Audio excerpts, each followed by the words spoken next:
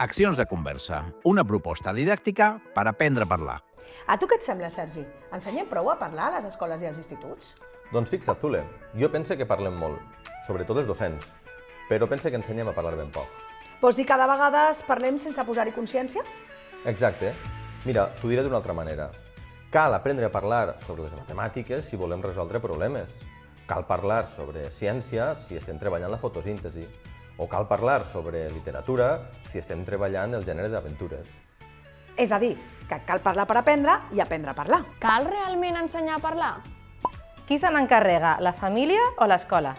Hi ha un material didàctic específic? A parlar? Només s'ensenya educació infantil?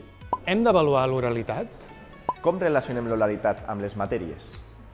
Com ensenyem a parlar a les aules? Però que ja no parlen prou els alumnes. I com responem totes aquestes preguntes? Em penso que necessitarem una vareta màgica. No, Zule. Senzillament, cal ensenyar a parlar a les aules amb consciència i, sobretot, treballant dels gèneres orals. Sobretot la conversa. Home, dit així sembla fàcil. Però no ho és pas. Doncs, què creus que necessiten els alumnes per aprendre a conversar? Mira, 3 coses fonamentals.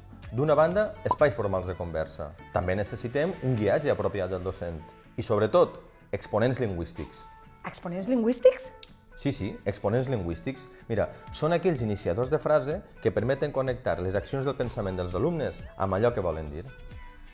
I a tu, què et sembla? Potser tens raó, ara ho veig diferent. Jo vull afegir que em podries posar un exemple. La prova d'això és... T'ho explico d'una altra manera. Si m'ho permets, discrepo. Per què creus que? A la nostra escola, els iniciadors de frase són visibles a les aules. L'alumnat, quan conversen les diferents àrees, els utilitzen. Per a nosaltres, l'oralitat té un paper importantíssim en l'aprenentatge. Des de fa un parell de cursos estem vinculant els aprenentatges de l'alumnat amb les habilitats orals. Sergi, creus que els alumnes acabaran fent servir aquests iniciadors de frase? I tant! Però la clau és la sistematització de la conversa. Les àrees i les matèries ofereixen moltes oportunitats per a construir aprenentatges. Vols dir que podem aprendre física i química conversant? Per descomptat. Però alerta, les converses han de tenir una forma, un guiatge, un sentit. L'oralitat s'ha de treballar, però de forma programada i conscient. Al nostre institut relacionem l'oralitat amb les diferents matèries. Som conscients que la conversa a l'aula millora els aprenentatges i la competència comunicativa. I aleshores, com creus que ha de ser una bona conversa perquè els alumnes aprenguin? A veure, Zule, no totes les converses són igual d'útils. La conversa que genera més aprenentatge és l'exploratòria. Podries explicar què vols dir amb conversa exploratòria?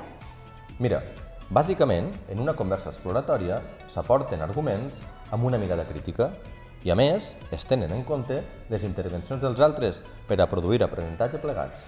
I creus que el recurs d'accions de conversa ajudarà a millorar les intervencions dels alumnes a l'aula? Aquesta és la idea, oferir un recurs didàctic per tal de generar converses fent servir els exponents lingüístics.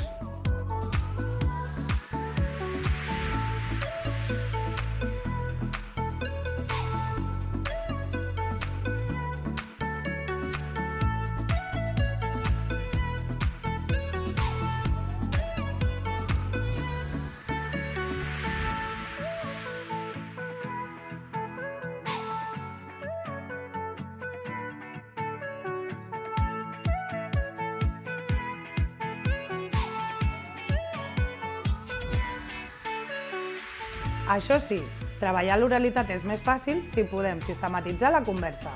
I quins materials dius que conté accions de conversa?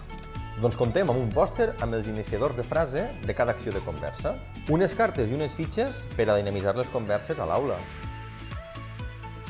També hi ha els criptoparlos, una moneda per a donar-li valor a la conversa i, evidentment, una guia didàctica per a orientar la pràctica docent. El dossier conté les orientacions d'aplicació, com es pot organitzar l'alumnat, quines preguntes poden fer els docents o com es pot utilitzar el material manipulatiu.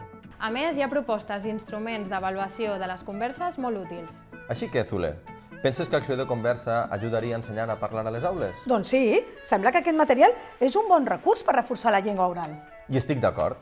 I a més, perquè la bona conversa millora els aprenentatges i el pensament. Hi ha moltes maneres de dinamitzar el material. Al dossier trobareu orientacions per treballar la conversa a les àrees i matèries. Feu-vos el vostre, impliqueu els alumnes, ensenyem-los a parlar. Accions de conversa, Aprendre a parlar, parlar per aprendre.